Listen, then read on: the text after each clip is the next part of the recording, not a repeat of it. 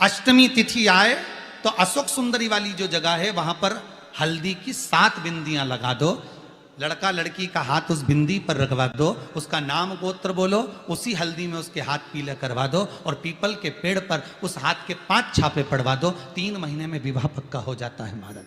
उसका इतना, अशोक सुंदरी के उस हल्दी का इतना प्रमाण,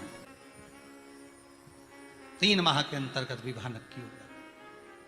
इतना इतना प्रमाण है महाराज। भगवान शिव की आराधना का कोई साधारण। अष्टमी के दिन भूल से भी अगर एक बेलपत्र, एक श्वेत पुष्प शंकर भगवान को समर्पित हो जाता है तो ये मानकर चलें कि आपने कुछ मांगा भी नहीं तो भी शंकर भगवान देने के लिए आपके दरवाजे पर पहुंचे। शिव महापुराण की कथा कहती है इस मृत्यु लोक में, पृथ्वी पर कलिकाल में जो तुम बीज बोओगे वही तुम्हें काटना पड़ेगा। तुम किसी की निंदा करोगे तो कोई तुम्हारी भी निंदा करेगा। तुम किसी पर कीचड़ उछालोगे तो एक न एक दिन तुम पर भी कीचड़ उछलेगा। तुम किसी का अपमान करोगे तो एक न एक दिन तुम्हारा भी अपमान होगा। तुम किसी के लिए गाली दोगे तो वो गाली तुम्हारे पास भी आएगी। तुम किसी को अपशब्द कहोगे तो पलट कर वो अपशब्द तुम्हारे पास आएगा। तुम किसी को बद्दुआ दोगे एक ना एक दिन वो बद्दुआ तुम्हारे पास भी आएगी। तुम किसी का अपमान करोगे एक ना एक दिन तुम्हारा भी अपमान होगा। तुम किसी पर कीचड़ उछालोगे एक ना एक दिन वो कीचड़ तुम्हारे ऊपर भी आए। कितना सुंदर कहा है। शिव महापुराण की कथा वर्णन करती है, यदि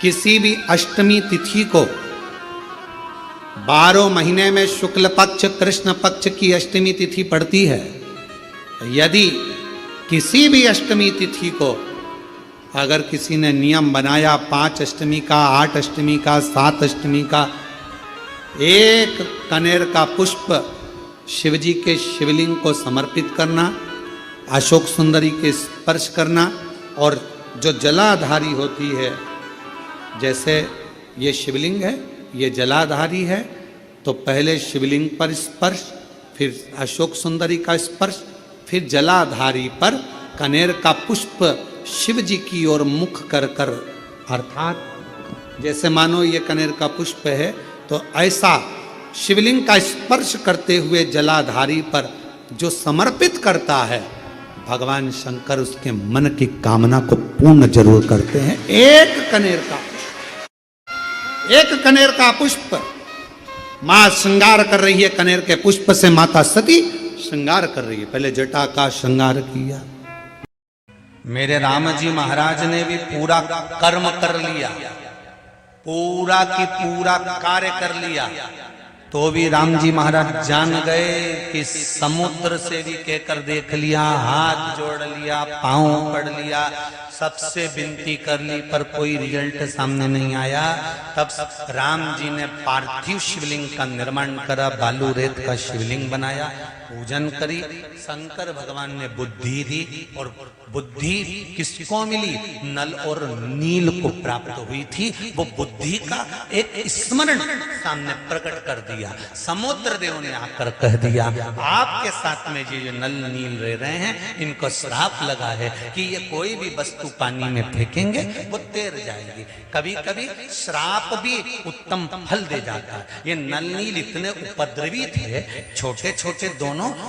जब संत लोग तपस्या करते थे, उनका सामान ले जाके पानी में फेंक देते, ना आसन मिलता ना कमंडल मिलता। बेचारे संत लोग रोते रहते कि काय की औलाद पैदा कर, ऐसे छोरा छोरी संतों का सामान ले जाके फेंक देते हैं पानी के अंदर। बड़े उपद्रवी हैं। इन संतों ने विचार करा, छोटे हैं, उपद्रव कर रहे हैं, अगर हम श्राप देंगे और इनको ज्यादा दे देंगे तो तकलीफ आ जाएगी। ऐसा करते हैं कि श्राप भी हो जाए और काम भी हो जाए। तो श्राप ऐसा देते हैं कि जो भी ये अपना सामान, हमारे कमंडल, कपड़े, आसन, कुछ भी पानी में फेंकेंगे तो वो तैरेगा तो अपन कूद के निकाल के लिए आएंगे। तो इन्होंने श्राप दे दिया कि ये दोनों जो भी पानी में फेंके वो डूबे नहीं।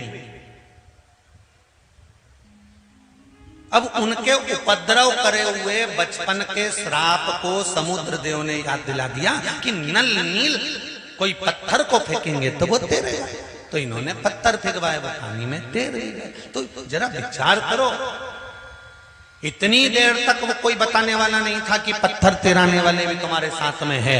तुम सारे हाथ पैर जोड़ लिए, तब तक तुम्हारा काम आगे नहीं बढ़ा। पर शंकर भगवान की उपासना करना चालू करी और तुम्हारा काम धीरे धीरे आगे बढ़ने लगा। समझ लो कहीं ना कहीं अटका हुआ था, तो शिव ने मार्ग दिखा दिया। और मार्ग दिखाया राम जी को भी कि अब पत्थर तिराए पार हो गए। और पार होने के बाद भी आखिरी में भी अंतिम समय तक भी रावण नहीं मरता। तब हनुमान जी एकांत में गए। शंकर भगवान के अवतार हैं श्री हनुमान जी महाराज।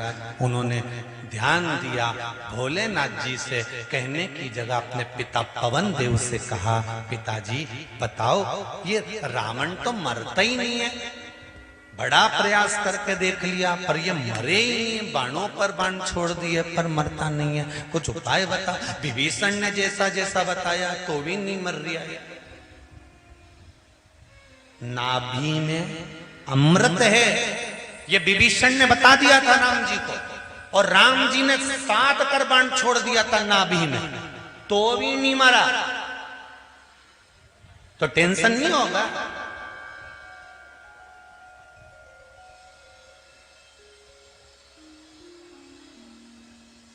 अब क्या करा जाए।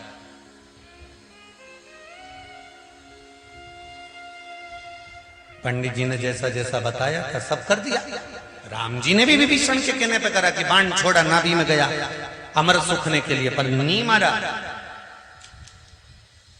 तो लक्ष्मण जी ने तो विभीषण से कह भी दिया, तू ही तो बोला कि नाभि में अमृत है और बाण छोड़ो और मर जाएगा। ले 14 बार छोड़ दिया, मरा ही नहीं।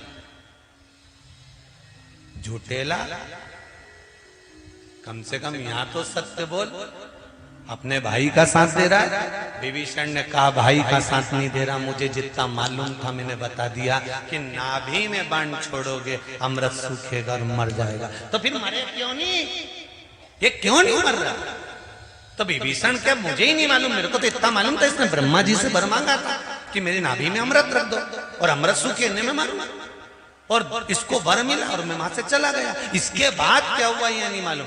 तो हनुमान जी ने पवन देव से पूछा ये मरेगा कैसे? पवन देव ने कहा मैं शंकर जी से पूछ के आता हूँ। शंकर जी के पास पवन देव पहुंच गए। शंकर जी से पूछा हर हर महादेव। शिव जी ने पूछा कैसे आयो पवन देव? पवन देव करे मेरा पुत्र हनुमान बड़ा तकलीफ में, टेंशन बहुत ज्यादा, बहुत चिंता।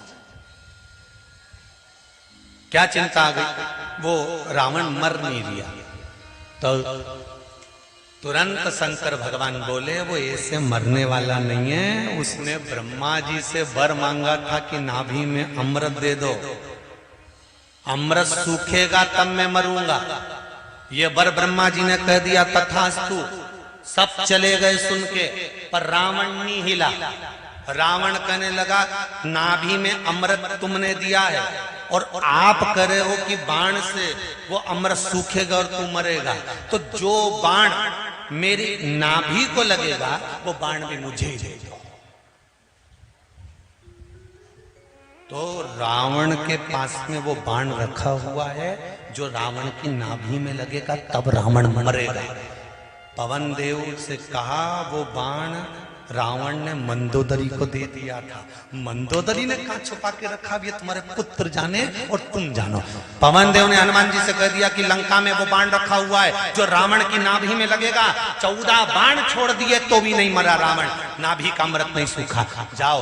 हनुमान जी महाराज साधु का वेश कर गए, लंका में प्रवेश कर गए। सबका हाथ देखने लगे, मंदोदरी का भी हाथ देख दिया। मंदोदरी को सूचना मिली कि पंडित जी आए हैं। मंदोदरी ने पूछा ब्राह्मण देवता बताओ मेरे भाग्य में क्या लिखा है?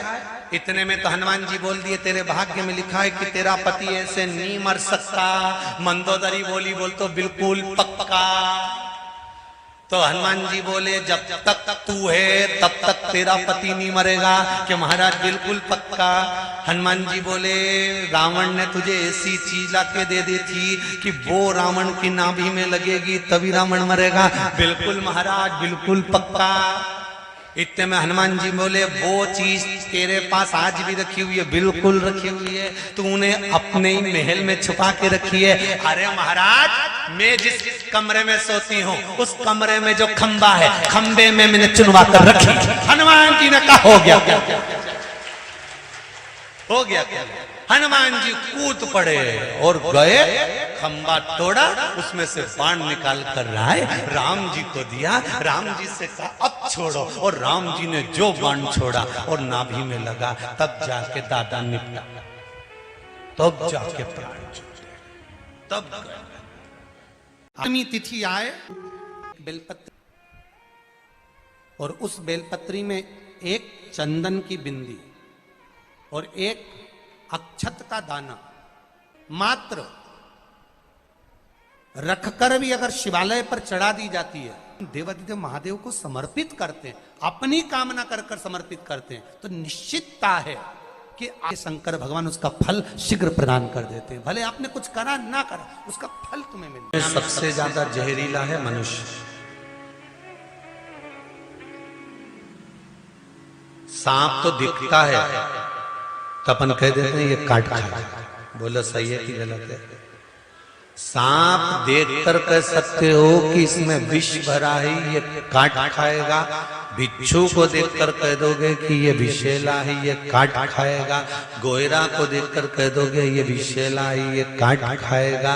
मगर को देखकर कह दोगे ये काट खाएगा। चुपकली को देखकर कह दोगे कि ये काट लेगी। अगर कोई जीव जानवर को देखकर कह दोगे कि ये जहरीला है, पर इन सब जहरीलों से भी बड़ा जहरीला है मनुष्य। ये नजर ही नहीं आता कि कब काट कर चले जाए।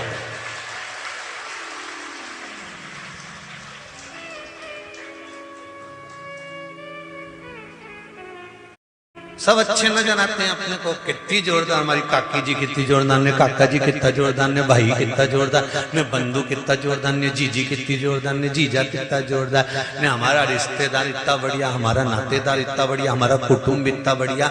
और जब छोरा छोरी का संबंध करने की बारी आती है और कोई संबंधी रिश्तेदार तुम्हारे रिश्तेदारों से पूछते हैं क्यों साहब भेरूलाल की छोरी कैसी है, और इतने में रिश्तेदारों ने उसके बारे में जो बताना चालू करा, तब समझ में आता है कि सांप से ज्यादा जहरीला तो मनुष्य है।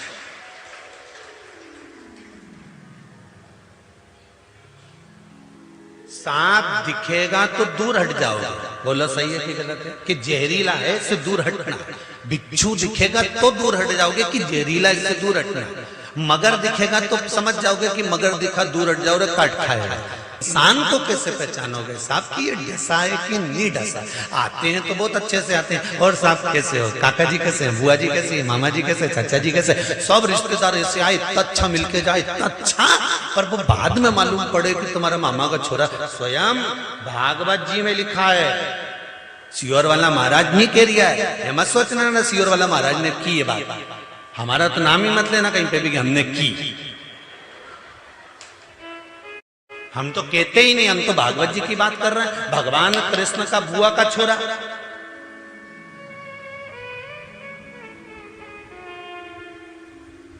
कौन जी का सिर कटा था, शिशुपाल, बुआ का छोरा। और भगवान कृष्ण को मालूम पड़ा कि तुम्हारा बुआ का छोरा गाली दे रहा था तुमको। इतने में बलराम जी बोले नहीं, हमसे जब भी मिला नहीं, बहुत जोरदार मिला, गले भी लग के मिलता है और बहुत हमेशा पूछता है और भैया कैसे हो, दाऊद